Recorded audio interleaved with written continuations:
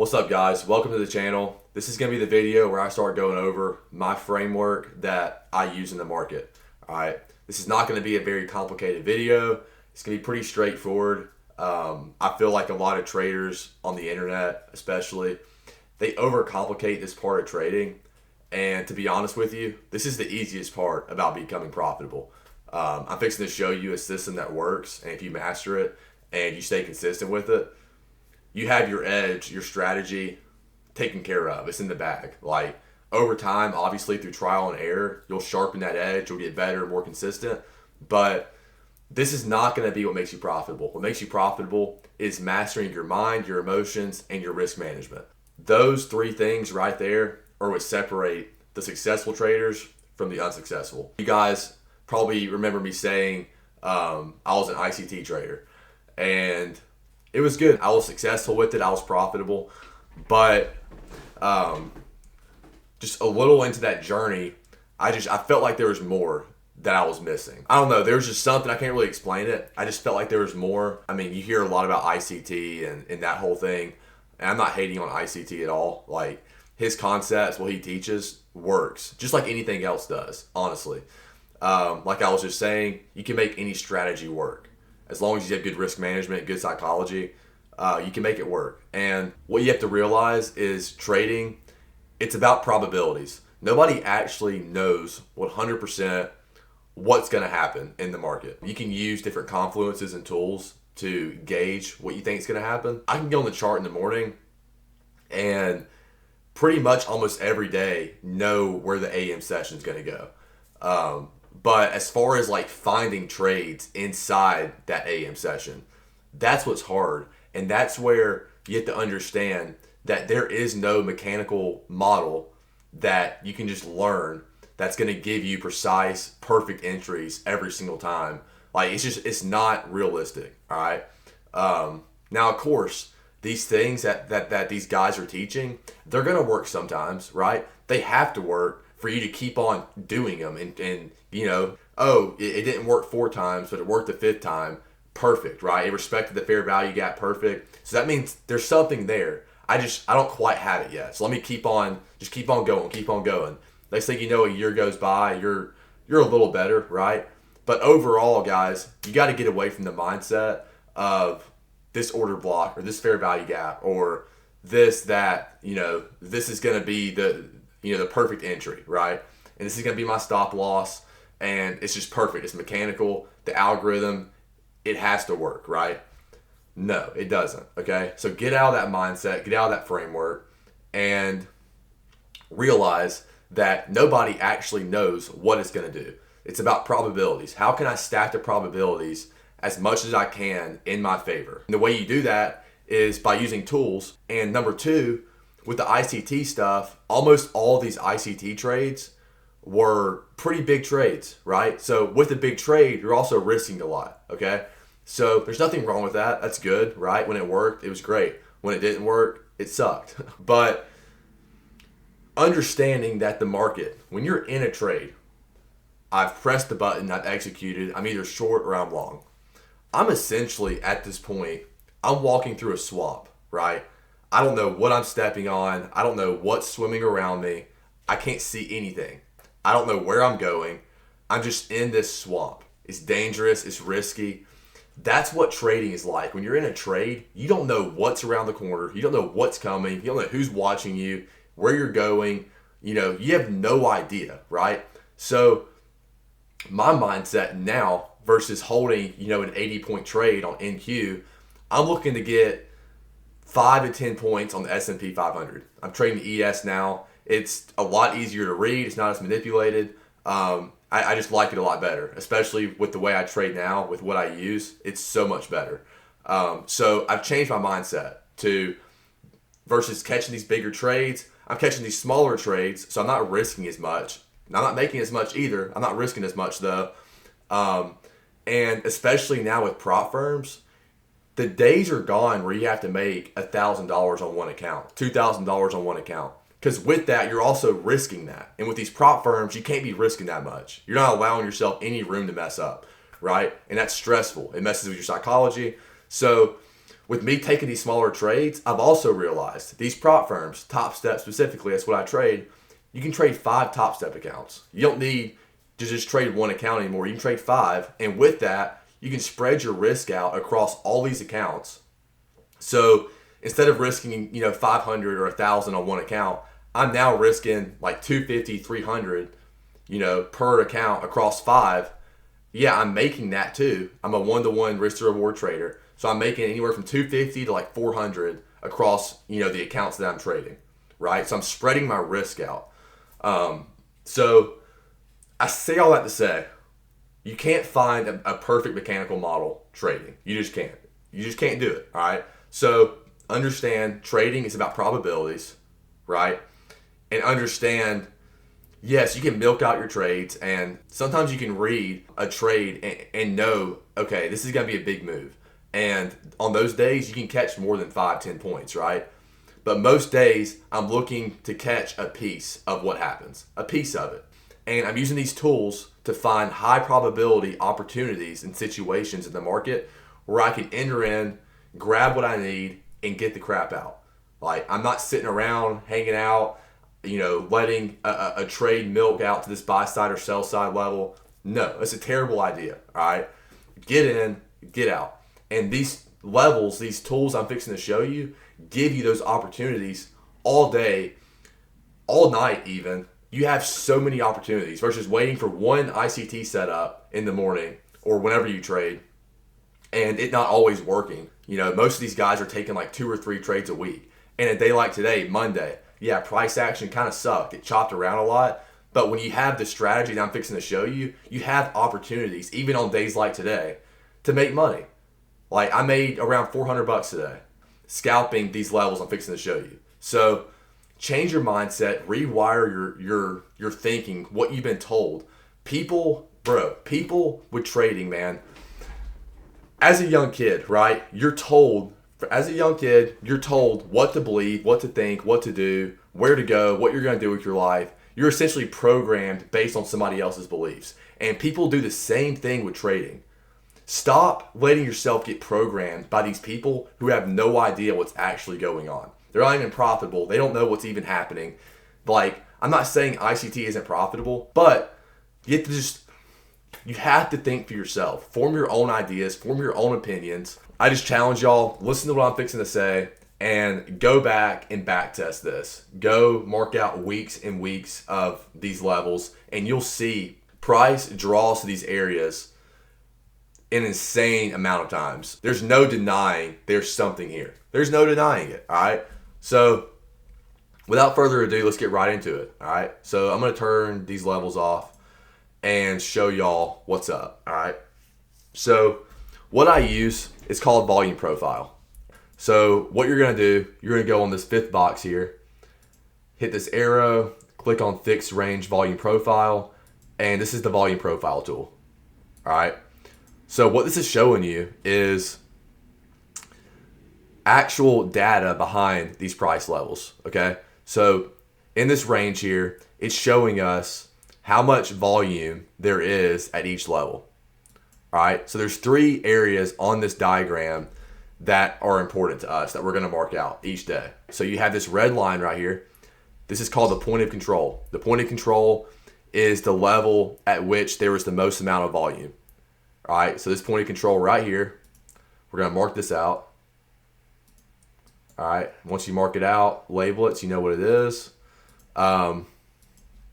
This is just an example. I'm going to show you all the actual ranges to mark out. I just want to show you all the tool itself. So that's the point of control. And then you have this lighter gray area here, right? You have this darker gray on the outside, and in the middle here, you have this lighter gray area, okay? So this is your value area.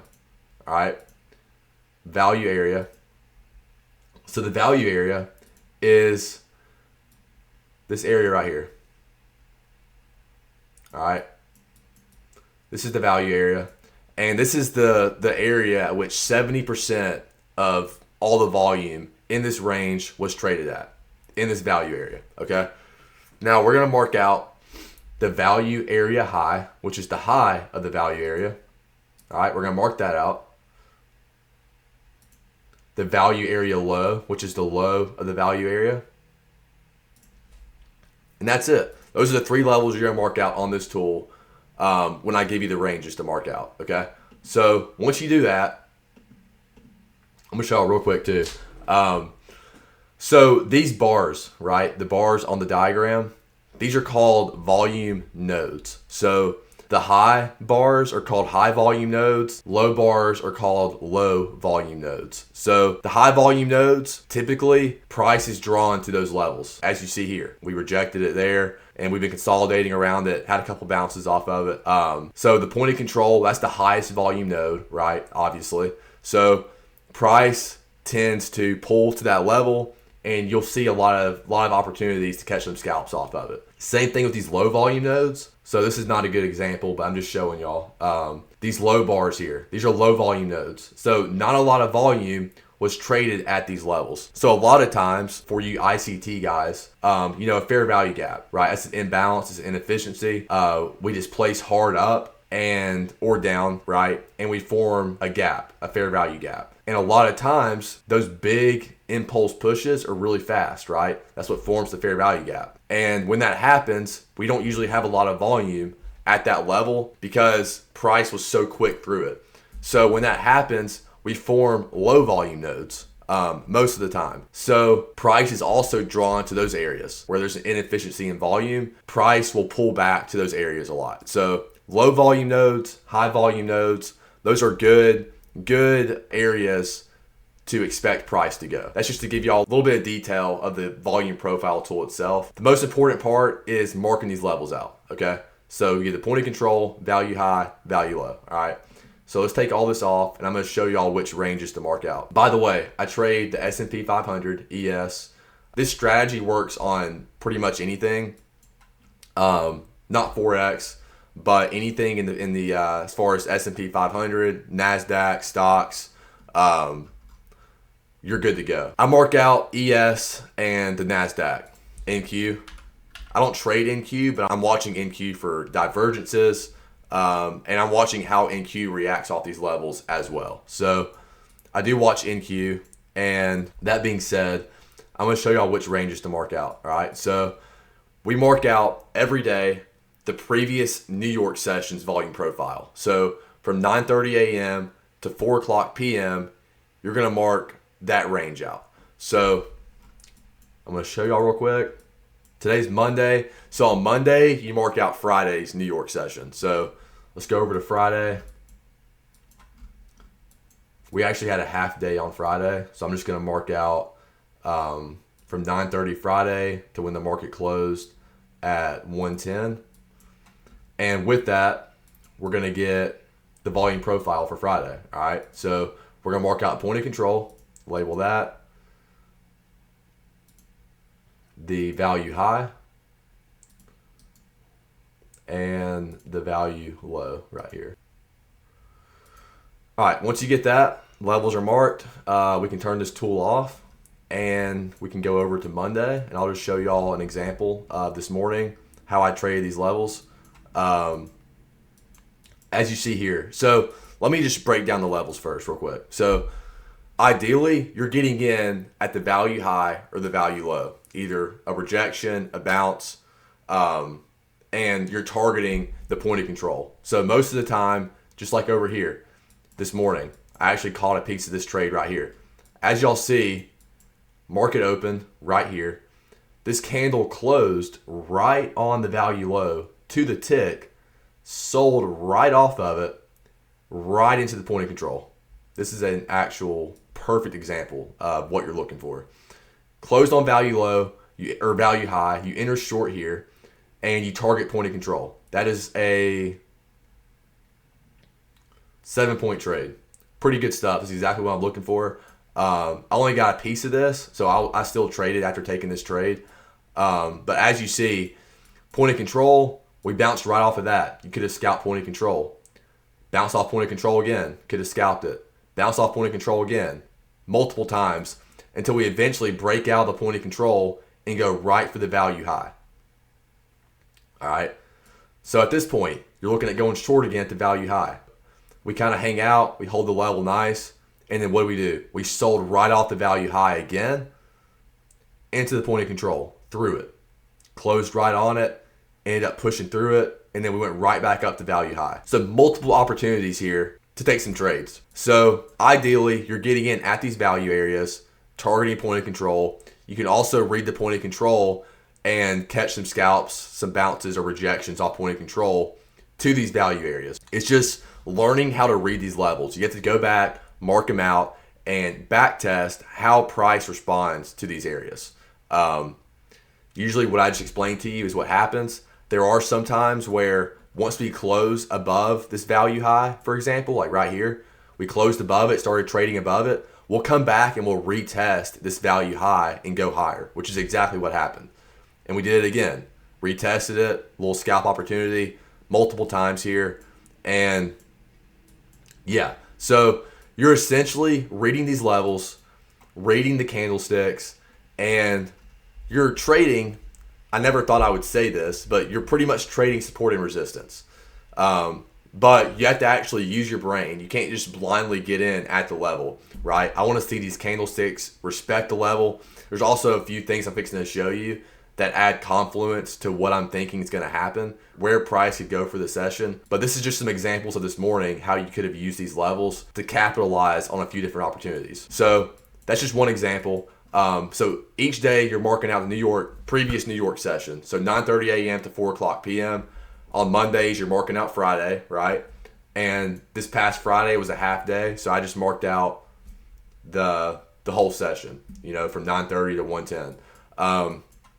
So let's take these off real quick and show y'all what else you're going to mark. So each New York session, right, previous day. So on top of that, you're also each week, either Sunday or Monday, when you do your charting for the week, you're going to mark out the entire previous week's volume profile from Sunday at 6 when the market opened all the way to Friday at 5 when it closed. All right, let's do that real quick, show you guys. If we go here, we'll mark out Sunday, 6 o'clock, all the way to Friday at 5.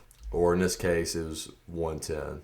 All right, so once you do that, you get the entire previous week's volume profile now. So you're seeing the value area and the point of control. So we're going to mark out value high, point of control, and the value low. All right, so let's label these so we know that they're the weekly levels, not our daily.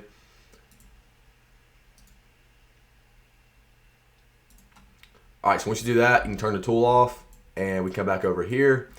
And normally, with these weekly levels, you can trade them the same way you would trade your daily levels. But normally, these levels, a lot of the time, they'll line up with the daily levels. And when that happens, that's just, extra confluence. But a lot of the time, we end up, like right now, we're trading well above these levels, right? So this is kind of irrelevant, but it's not at the same time. These levels being where they're at some point this week, we're going to gravitate back down towards these areas. More than likely. Nothing's guaranteed, but more times than not, these levels are, for me, weekly price magnets. At some point during this week, I can expect us to at least retest this value high. We may go lower. We may not even hit that value high.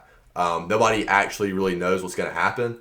But more times than not, we do end up reaching these levels over the course of the week. And with that, there are some times, like I was saying, when they do line up with our daily levels, and we can use these to take trades with. But more times than not, they're just price magnets. All right. So with that, I also mark out the weekly opening gap. So I got this from ICT. Price draws to these opening gaps throughout the week. Like last week, for example, I marked out the new week opening gap high and low of this gap here. So market closed Friday at 5 o'clock. So you would mark out at the close of this candle Friday. I'm sorry, that's actually the close is right there. And then you would mark out the open of the candle on Sunday when the market opened. All right, so this is your new week opening gap high, and this is your new week opening gap low. So I'll mark these gaps out. And throughout the week, like I was saying, price will gravitate and pull towards these levels. Like when I marked these out last Sunday, I knew this massive gap. At some point this week, we're going to fill this thing, more than likely. It's not guaranteed, but more than likely we will. And once we do fill it and we trade out of it, whether it's below or above, throughout the week, I can expect us to hit these levels again. And then Monday, we traded right through it. We filled that gap. And then throughout the week, we kind of consolidated around for a minute, bounced it a couple of times. And yeah, I'm never just taking trades off these levels solely. Like, that's stupid. I wouldn't do that. But I'm using them as extra confluence to gauge where I think price is going to go. And a lot of times, these levels line up with those profile levels, right? So I'm doing that. This was last week's. This week's, there wasn't a gap, but I'm still marking out that level that the market opened up at. So we go over here. Let's see here. We go to Sunday. We'll see. Yeah, there was no gap this week, but there was a level, right? So I still marked this out. This is the level that we opened up at Sunday for the week. So I'll label that as, we'll edit that so we know it's not a gap. New week opening level. And I'll just watch that throughout the week. Last night when I was marking these levels out, we were trading below these value areas. And the new week opening gap was up here. I knew either overnight or tomorrow morning, we were going to gravitate towards this new week opening gap level. And that's what we did, right? We actually ended up rejecting it perfect right there. Price touched it beautifully, went right off of it, and then we kind of consolidated, and then we ended up trading above it. But as you see, just based off that candle right there, there is something behind these levels. They're not just random. They are significant. They're worth having on your chart. So yeah, each week marked out new week opening gaps. And then each day I also mark out the new day opening gap. So the market closes every day at 5 p.m., opens back up at 6 p.m. So we'll go on, market's still open today, so I can't do it right now. I can show you an example though. All right, so here's an example right here. All right, Monday, market closed at 4:55. So we closed right here on this candle.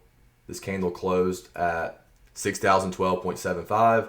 And then the candle opened up on, when the market opened at 6, the candle opened up here at this level, 6,013.25. So that's our new day opening gap. So each day I mark out the new day opening gap, and same concept with the weekly opening gap. We can expect price to pull to these levels throughout the day, okay? So let's label this real quick. High and low. All right, so that's our new day opening gap for Monday. And let's see if we end up. Yeah, so we ended up pulling right to it Tuesday morning. And then we ended up bouncing off of it. So it's not something I would take a trade just solely off of, like I was saying with the weekly gap, but it's a confluence, right? Just like I was saying, guys, it's about probabilities. So I'm trying to stack the probabilities up for a specific idea. If I want to go long, I need to stack up as many confluences as I possibly can, right? And these are tools that I have found to work. And combining this with the volume profile, the value areas, it's pretty cracked. So what I was showing y'all with the daily levels, right? The value high, value low, point of control.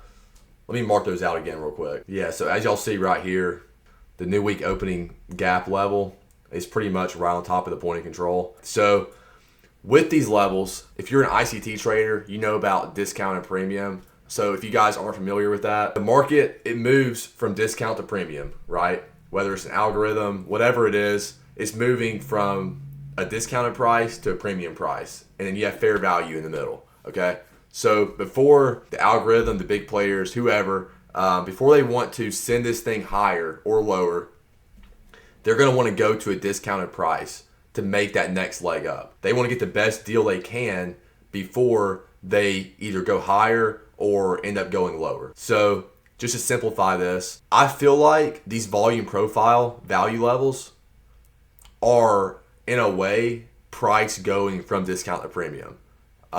That is my opinion. But if you view the point of control as fair value, which based on what the data is giving us, most of the volume was traded at this level, right? So buyers and sellers are able to agree at this price level, okay? So that's telling me this is fair value, whether you want to call it equilibrium, fair value, whatever. The point of control is fair value, which is why you can expect price to go from value high, premium, right? Value high, back down to the point of control, discount, fair value, before it goes higher, okay? And price is balanced here. So we keep going back and forth. And then we finally dip down in this point of control, fair value, discount, before we make this next leg higher, right? So you can view the same thing for shorts. We're at the value low. They want to send this thing lower.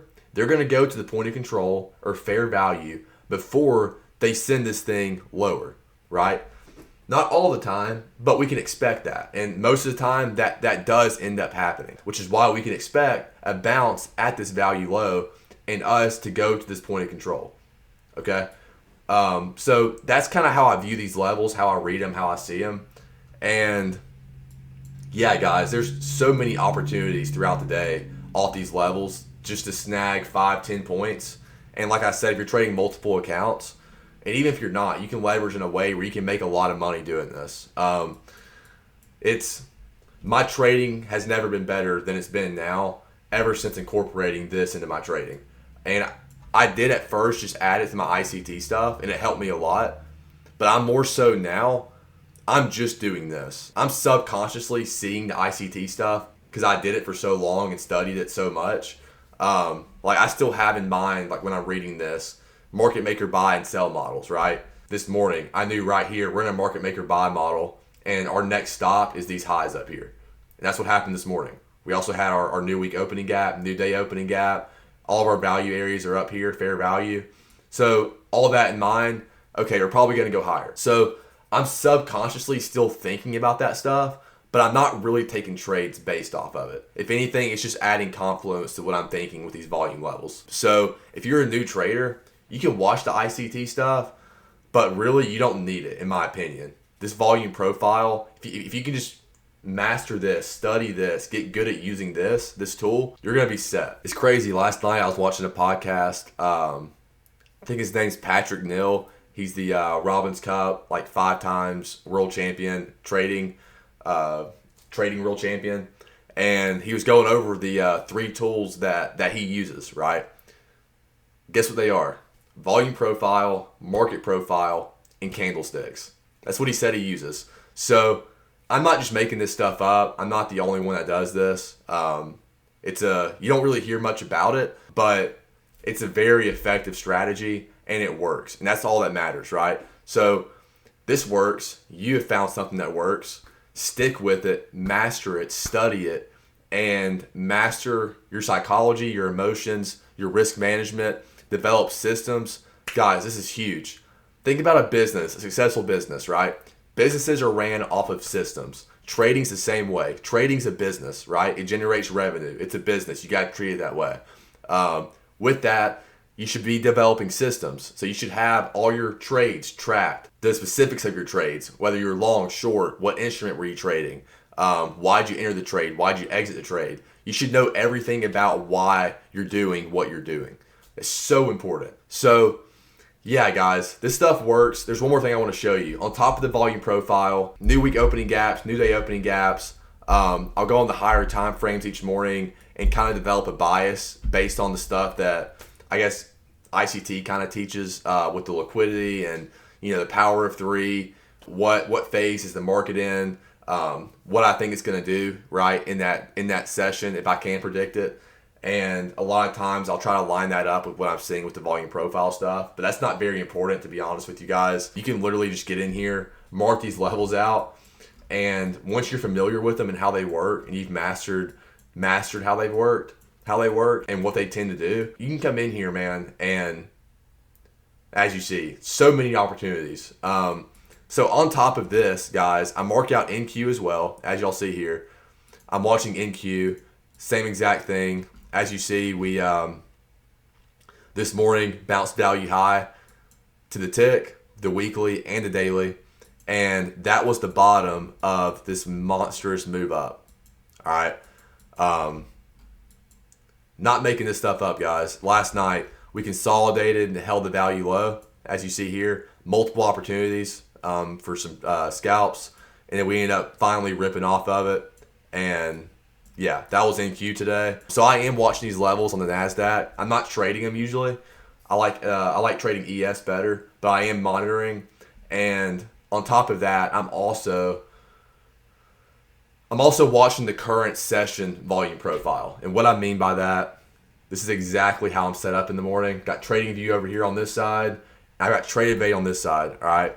So what this is showing me here is the current session's volume profile. So these levels are based off the previous New York session, right? Which is good. But right here, I'm seeing the current session volume profile. And this works the exact same way.